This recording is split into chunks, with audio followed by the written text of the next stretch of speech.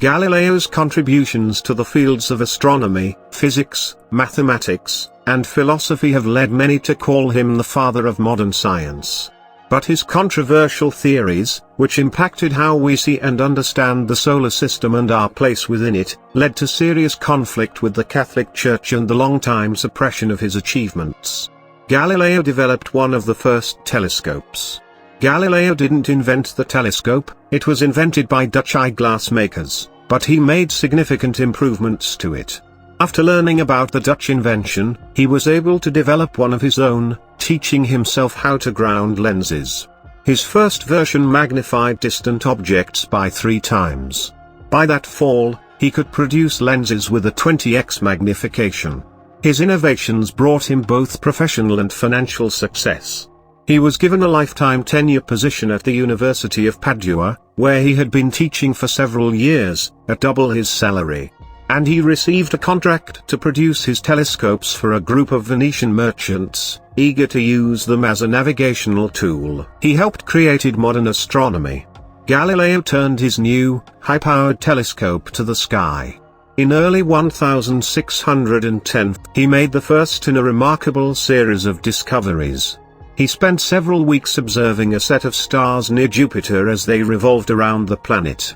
He had discovered Jupiter's 4 moons, which he named the Medicean stars, after his patrons, the powerful Medici family, but which have since been renamed the Galilean moons, in his honor.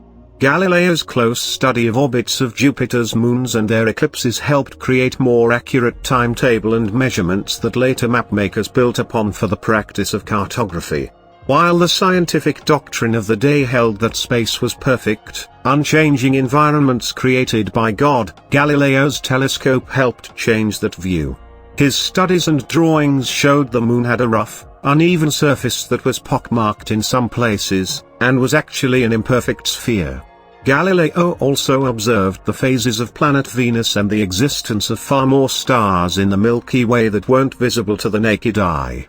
He was also one of the first people to observe the phenomenon known as sunspots, thanks to his telescope, which allowed him to view the sun for extended periods of time without damaging the eye.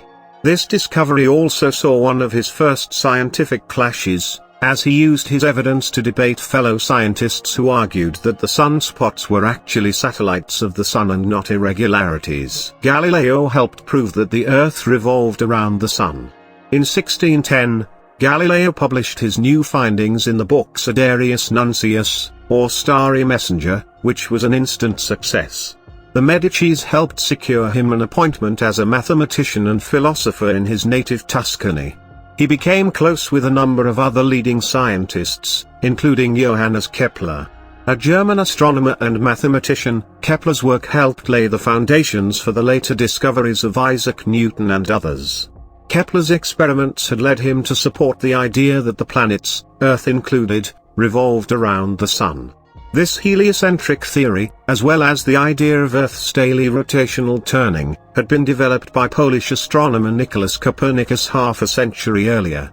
Galileo and Kepler exchanged correspondence around Kepler's ideas of planetary motion, and their detailed studies and observations helped spur the scientific revolution.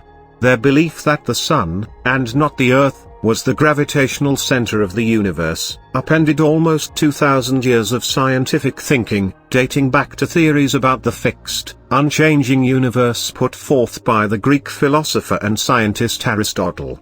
Galileo had been testing Aristotle's theories for years, including an experiment in the late 16th century in which he dropped 2 items of different masses from the Leaning Tower of Pisa, disproving Aristotle's belief that objects would fall at differing speeds based on their weight. Newton later improved upon this work. Galileo paid a high price for his contributions. But challenging the Aristotelian or Ptolemaic theories about the Earth's role in the universe was dangerous stuff. Geocentrism was, in part, a theoretical underpinning of the Roman Catholic Church. Galileo's work brought him to the attention of church authorities, and in 1615, he was called before the Roman Inquisition, accused of heresy for beliefs which contradicted Catholic scripture. The following year, The Church banned all works that supported Copernicus' theories and forbade Galileo from publicly discussing his works. Galileo kept quiet for more than 15 years, during which he quietly continued his experiments. In 1632, after the election of a new pope who he considered more liberal, he published another book, Dialogue on the Two Chief World Systems, Ptolemaic and Copernican, which argued both sides of the scientific and religious debate but fell squarely on the side of Copernicus' heliocentrism. Galileo was once again summoned to Rome. In 1633, following a trial, he was found guilty of suspected heresy, forced to recant his views and sentenced to house arrest until his death in 1642. It took nearly 200 years after Galileo's death for the Catholic Church to drop its opposition to heliocentrism.